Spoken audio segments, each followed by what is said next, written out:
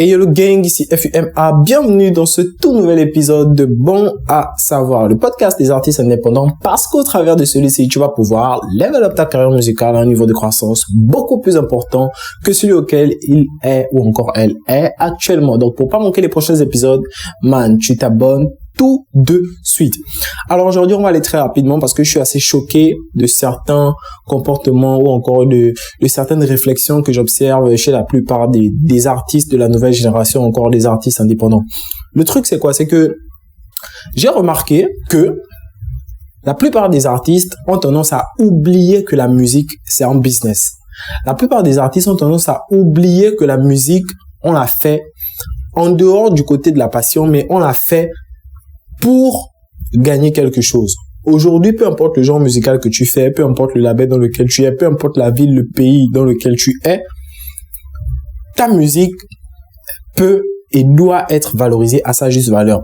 Mais avant d'abord de parler du côté retour sur investissement, on va commencer d'abord par parler de la perception de certains artistes. Beaucoup d'artistes, ils ont encore cette mentalité-là d'avant, c'est-à-dire que, voilà, avant moi, quand je concevais les choses, je me disais que bon, un jour, je vais trouver un producteur, voilà, c'est ce mec-là ou encore c'est cet homme-là qui va me produire, il va me financer tel truc, il va me financer les clips, il va me financer les enregistrements au studio, il va me financer le mix, le mastering, il va me financer même les pochettes de singles ou encore d'albums. Et en fait, j'étais dans ce mindset-là. Et qu'est-ce qui s'est passé? Effectivement, j'ai trouvé un producteur. Mais jusque quand j'ai trouvé un producteur, est-ce que la vie était rose pour moi? Non. Pourquoi? Parce que c'est comme quand t'es salarié. Quand t'es salarié, étant donné que tu dépends de quelqu'un, financièrement, voilà, pour ne pas dire émotionnellement ou encore tout ce qui va avec, étant donné que tu dépends de quelqu'un financièrement, bah, tout ce qui touche ou encore tout ce qui a un trait à l'aspect financier, tout ce qui a un trait à l'aspect économique, bah, la personne qui est en charge, ou plutôt la personne qui a ta charge financière, bah, elle est impliquée dans toutes les décisions financières. De façon directe ou indirecte. Parce que je vais te prendre un exemple. Disons que tu travailles, je sais pas, au port, par exemple. C'est un exemple, hein, je te dis pas que c'est ça. Disons que tu travailles au port. Si, par exemple, tu as envie de t'acheter bon, on va dire ça comme ça, une chaussure. Voilà, une belle paire de sport, une basket, etc. Mais que, là, le coût d'acquisition du bien en question représente par exemple, je dirais 50 voire 40% de ton salaire. Qu'est-ce que tu vas faire? Qu'est-ce que tu vas mettre en place comme stratégie? Je suis sûr à 90% que tu vas soit demander à ton patron une augmentation, soit tu vas chercher à aller dans un emploi mieux rémunéré, n'est-ce pas? Mais le truc, c'est que même si tu changes d'emploi ou encore même si ton patron te donne une augmentation, forcément, tu auras encore envie de t'acheter autre chose. Forcément, tu auras encore envie de t'offrir d'autres plaisirs de la vie, etc., etc.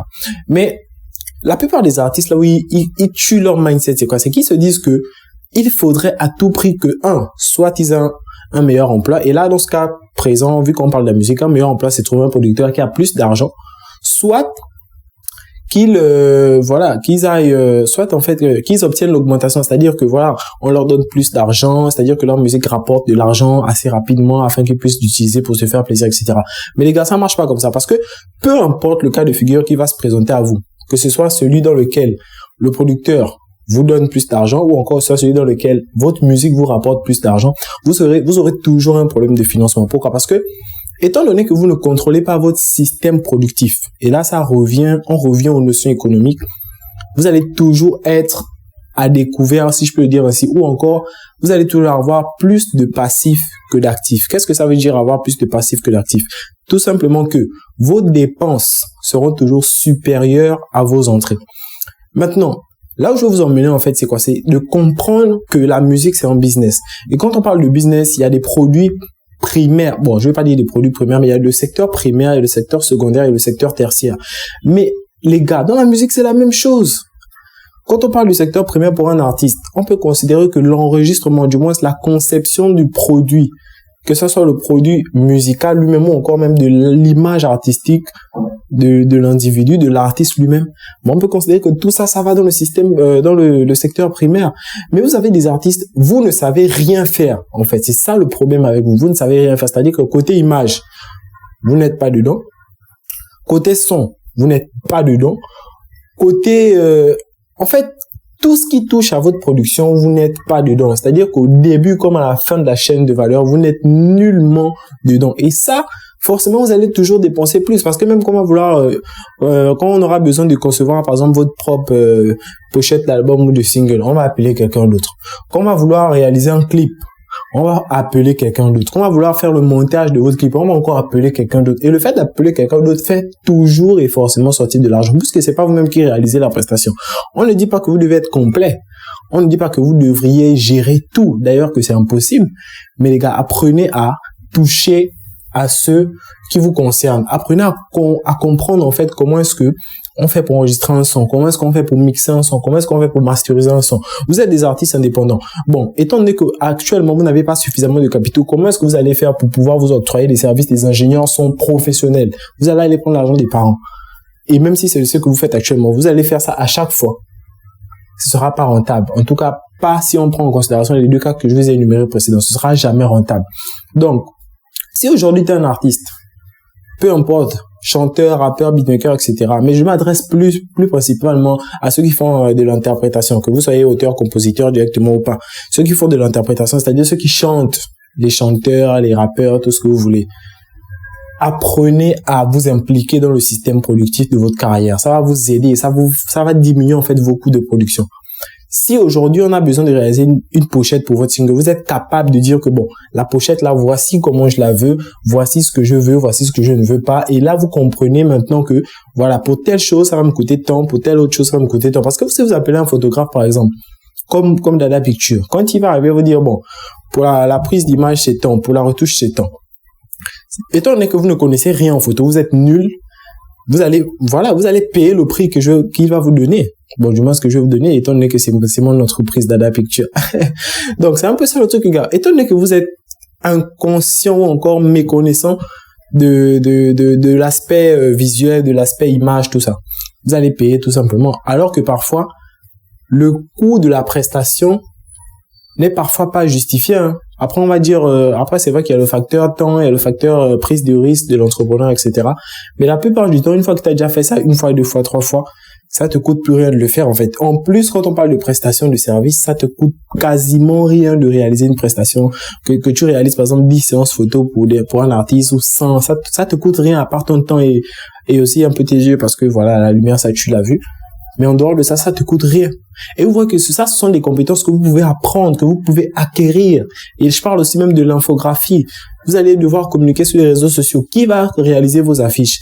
Qui va faire vos conceptions? Qui va vous dire que, par exemple, voilà, là, pour tel truc, il va falloir, par exemple, prendre telle couleur parce que ça aura tel impact. Qui va faire ce travail à votre place? Étant donné que c'est vous l'artiste, c'est vous-même qui concevez non seulement votre univers musical, mais aussi votre univers visuel. Et un artiste qui est capable d'avoir toutes ces aptitudes-là, ou du moins quelques-unes, bah, il va forcément réussir plus qu'un autre. Parce que, étant donné qu'il aura une compétence qu'il a acquise, il pourra monétiser cette compétence-là et donc l'extérioriser. Et donc, par conséquent, faire rentrer de l'argent pour s'auto-produire. Mais si vous restez juste là, moi, il me faut un producteur, moi, il me faut un manager, il me faut ceci, il me faut cela. À chaque fois, on va toujours chercher la compétence ailleurs, dehors. Je peux vous dire que vous n'allez pas faire long feu, en fait, les gars. Vous n'allez pas faire long feu. Donc, réfléchissez-y vraiment et posez-vous vraiment les questions de savoir quelles sont les compétences que je peux acquérir qui vont participer au processus de production de ma musique. Quelles sont les compétences clés que je dois acquérir pour pouvoir être impliqué dans la production de ma musique afin de minimiser mes coûts. Parce que la musique, c'est un business. Vous allez venir là, vous allez ouvrir vos bouches, chanter, faire tout ce qu'il faut. Mais après avoir fini de chanter, il faut mixer. Ça a un coût.